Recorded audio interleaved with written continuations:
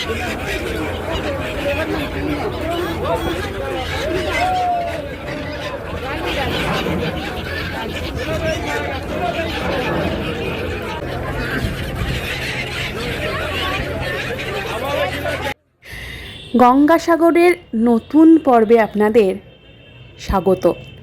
আচ্ছা, আগের এপিসোডে তো আমরা গঙ্গাসাগর পৌঁছে গেছিলাম, তাহলে কেন বলুন তো আবার এই পর্বেও রাস্তা দিয়ে শুরু করলাম? আর কিছুই নয়, আগের পর্বে তো আপনাদের বলেছিলাম যে আরেকটা জায়গা দিয়েও যাওয়া যায়, সেটা হচ্ছে লট নাম্বার 8। তো আজকে সেই রাস্তাটাই আপনাদের দেখানোর জন্য নিয়ে এসেছি এই রাস্তায়। তো চলুন, এই রাস্তার বৈশিষ্ট্য কি? এই যে দেখুন, দূরে দেখা যাচ্ছে গঙ্গাসাগর লেখা একটা বেশ সুন্দর ইনস্ক্রিপশন করা আছে। তো এই রাস্তার বৈশিষ্ট্য এটাই, এই যে দূরে আমরা দেখতে পাচ্ছি গঙ্গাসাগর লেখা আছে, এটা হচ্ছে কচুবেড়িয়া ঘাট। এখান থেকেও আমাদের অটো নিয়ে বা টোটো নিয়ে বা শেয়ার গাড়িতে করে বাসও আছে, যাওয়া যায় গঙ্গাসাগর। লাগে ওই 40 থেকে 45 মিনিট, খুব বেশি হলে 1 ঘন্টা। তো এই নতুন রাস্তাটা কেমন লাগলো? আপনারা কিন্তু বেনুবন দিয়েও যেতে পারেন, যেটা আমরা আগের এপিসোডে দেখেছিলাম বকখালি যাওয়ার রাস্তায়। আর এটা দিয়েও আপনারা কিন্তু যথেষ্ট ভালোভাবে অ্যাভেল করতে পারেন। এটার একটাই সুবিধা কি, এটায় বড় ভেসেলে আপনারা যেতে পারেন, আর ওখানে আমাদের লঞ্চ করে যেতে হচ্ছে। বড় ভেসেলের একটা অসুবিধা, যেমন জোয়ার ভাটার টাইম দেখে আপনাকে ভেসেলের টাইম অনলাইনে আগে থেকে দেখে নিতে হবে। তো চলুন, পৌঁছে গেছি আমরা গঙ্গাসাগর, একদম সেখানে গিয়ে আপনাদের সাথে কথা হচ্ছে। আগের পর্বে তো আপনারা দেখেছিলেন যে গঙ্গাসাগরে পৌঁছতে পৌঁছতে প্রায় আমাদের দুপুর গড়িয়ে বিকেল হয়ে গেছিল। আমরা আর রেস্ট নিইনি, আমরা অল্প কিছু খাওয়া দাওয়া করে চলে এসেছি দেখুন একদম সাগর পাড়ে। তো চলুন সাগর পাড়ে একটু হেঁটে নিই, তারপর সিধে যাব মন্দিরের দিকে, দেখাবো আপনাদের মন্দির।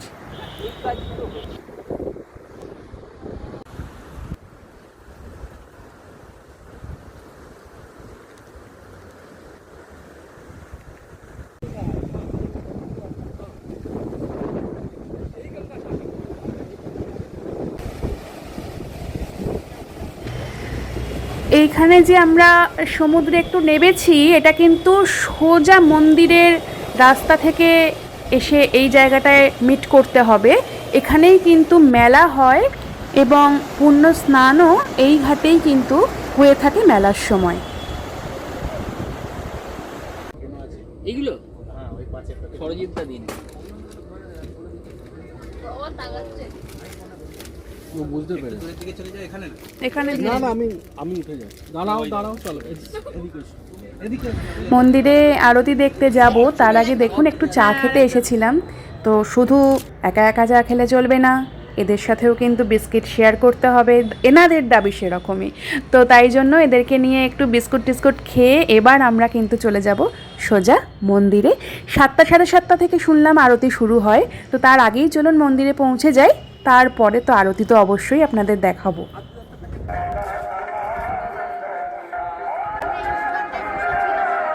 হ্যাঁ,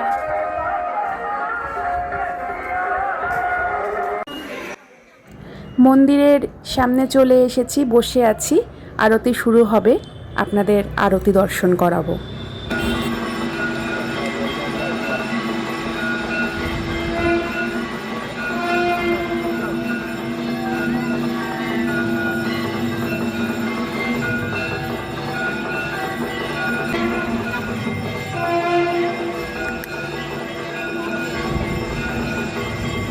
ওই দেখো, তোমরা দেখো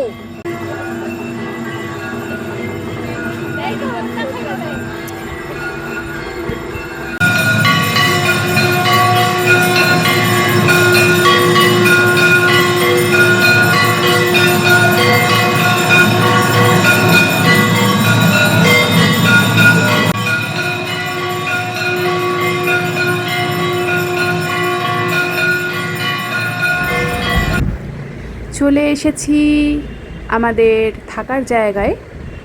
এটা ঠিক হোটেলও নয়, হলিডে হোমও নয়, এটা ইউথ হোস্টেল গঙ্গাসাগর, সরকারি প্রপার্টি।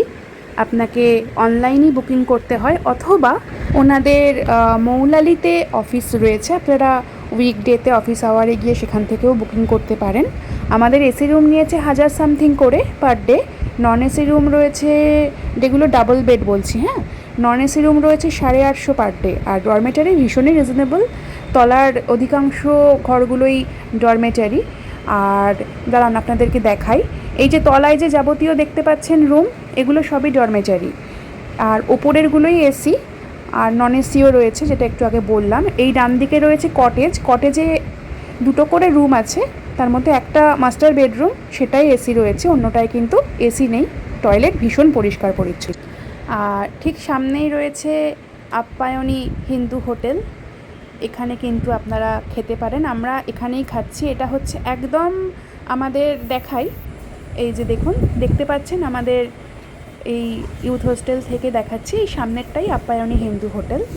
ভীষণ ভালো, পরিষ্কার পরিচ্ছন্ন এবং রিজনেবল প্রাইসে খাওয়া দাওয়ার ব্যবস্থা কিন্তু রয়েছে। আজ রাত্রে আপ্যায়নীতে ডিমের ডালনা আর রুটি অর্ডার দেওয়া ছিল আমাদের।